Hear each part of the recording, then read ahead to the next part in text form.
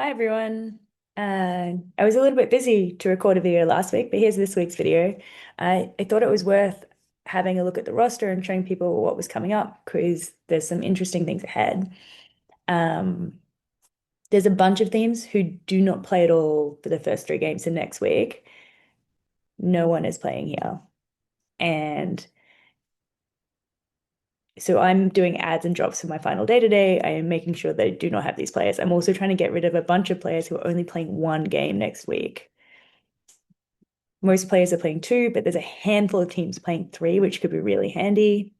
So it's worthwhile keeping in mind that there are players who you may not want to have going into the next week if you could drop or add somewhere else. When I was thinking about who I wanted next week too, I was thinking like, do I want someone for three games? Do I want someone for two games?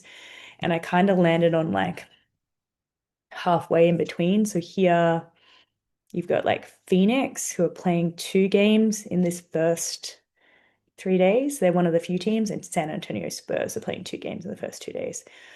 So basically, I've tried to pick up a Phoenix player who's going to play two games for me, and then I can drop them and pick someone up at the end of the week. Figured that was my best bet. So there are only a handful of teams playing one other game here. Those are the only two teams playing two games in the beginning of next week. Um, into the end of the week, um, there's a bunch of teams playing two games as well. But this is where adds and drop matter because if you can stack your team a bit early from the previous week and pick up a few players who are going to play games in this first part of the week, you can get a few more points on the board compared to your opponent. So that's pretty cool.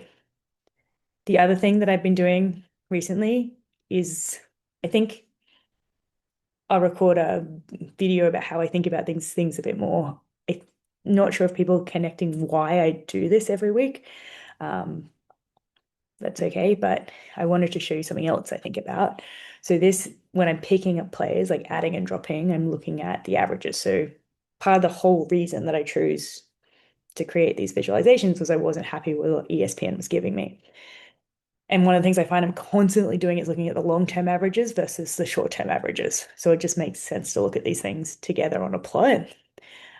So in the x-axis here, I've got the season average, so players' long-term average, versus the 7-day average. So have they been performing recently? And recent matters because it means that someone's injured and they're picking up their minutes, or they've just had a really good spike in performance. And so like this dash line in the middle here is the one-to-one line. So like exactly 7-day average matches your season average. And up the top here, we've got like Jokic, who's crazy good, right? And then you come back down, you got Doncic, SGA, Maxey.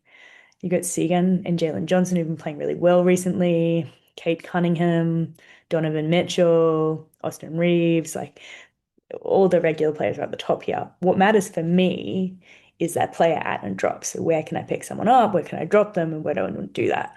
And so if I come down to here, let's say this 40 point mark, this gray box is roughly the pool of players. So someone with a long-term average of 40 points and below, they're in our pool, my pool at the moment. I don't know what your pool looks like. But in my pool, a player with a sub 40 point average, that's who is available for adding and dropping. And so when I'm trying to pick up players who have a really good 7-day average, so this green box up here, these are players who are overperforming at the moment compared to their long-term average. These are players who might be worth picking up. Now, you obviously have to be careful with this. Like, what's the injuries? Like, is that person's minutes they're picking up from someone else? Is that player returning? Those kind of things. But it's quite interesting to look in this box of like, oh, who's outperforming their long-term average at the moment, who might be a good pickup. And then in this yellow box down here, this is kind of who are like, well, I need a player, I need some points. I don't want to pick up someone too bad, but I need the points. And so who's in this like yellow zone of above 30 for the last 7 days who might be worth having a look at.